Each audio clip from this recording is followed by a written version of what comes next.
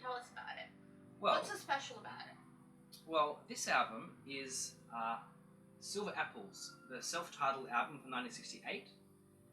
Silver Apples were an electronic duo who in many ways pioneered sort of modern electronic dancey, trancey, pop electro kind of music. And so this is their first album. It's self-titled. It came out in 1968 after the band had only been together for a few months.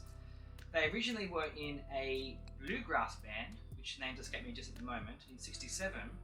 But after the banjo player Simeon Cox discovered the wonders of oscillators, he decided that they could take the band in a new direction, and so he'd start bringing his oscillators onto the stage and start doing all kinds of wacky, weird sort of little sound effects, and the rest of the band wasn't really a fan of that, but luckily the drummer liked it, and so they split off and became their own little duo. So on this album, we have a few tracks, it's really hard to see. Some key tracks on here include Oscillations, which is probably the most well-known track from this album, and most likely from the band itself actually. Another good track is Dancing Gods, which I believe is based on a Navajo ritualistic song. So they kind of took a chant there and sort of turned it into like into an electronic track. I think my favourite track from this album would have to be either Oscillations or perhaps Love Fingers.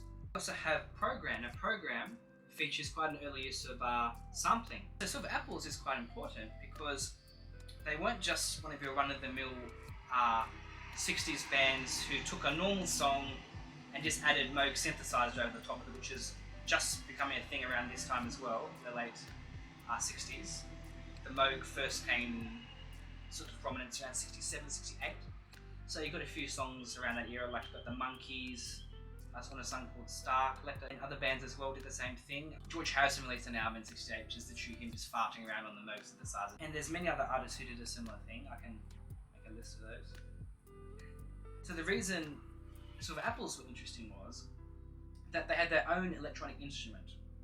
It wasn't a true synthesizer, it was a matter of Simeon Cox finding all sorts of oscillators and sound generators, sometimes on the side of the road, sometimes in pawnbrokers, second-hand shops, because back then they were like army surplus from the war, and so they were quite cheap and affordable, and he just bought tons of them, and he rigged them all together into his own instrument. And so it wasn't just like he took a Moog and added it on top of pop songs. He made his own instrument, which has a very unique sound. And the drummer for Silver Apples is very interesting as well, because he in many ways pioneered drum patterns which we wouldn't see for many years until later. So a lot of what you call dance trance beats he was making in 1967, 68, 69. He sort of very repetitive kind of, alternating hat and snare sort of patterns you might sort of notice from like 90s electronic music like Chemical Brothers and early 2000s electronic bands. And so putting those two elements together, it was completely experimental. They were on Cap Records, which was a lot of country music on Cap Records, and sort of just a lot of the middle of the road kind of pop and country kind of music. And so they realised that there were all these freak scenes starting in the late 60s, and so they tried to get in a few freak bands to sort of capitalise on that, and they happened to come across Silver Apples, who were more than just freaks. They were actually pioneers in many ways, and they kind of got lucky. Unfortunately, the story of Silver Apples is quite short. They released 2 albums. There was a third one being recorded, but before that could be released, they unfortunately were sued into the ground. But that's a story for another day, and I'm happy to talk about the second album soon enough. Let's talk about this album in particular. So this album came out in 1968 on Cap Records. Very early pressings came with a poster. So if you come across a copy without a poster, you might want to hold out for it because it's quite nifty. It's a full colour poster and it folds out. So that's something definitely worth looking for if you can find a copy with the poster. This copy also happens to be a promotional copy for radio station use. So all the stock copies of this album you'll find, ones sold to the general public, will have a black label, and they'll all be in stereo. This album was actually never released to the public in mono. It was only released like this in mono for radio stations. Sadly though, although it is quite rare to find it in mono, and it's kind of cool to have as like a late example of a mono record, It is unfortunately a fold down from the stereo, so it's really just no different to taking the stereo version and putting it back down into mono. But it does still sound good. It's a good sounding pressing.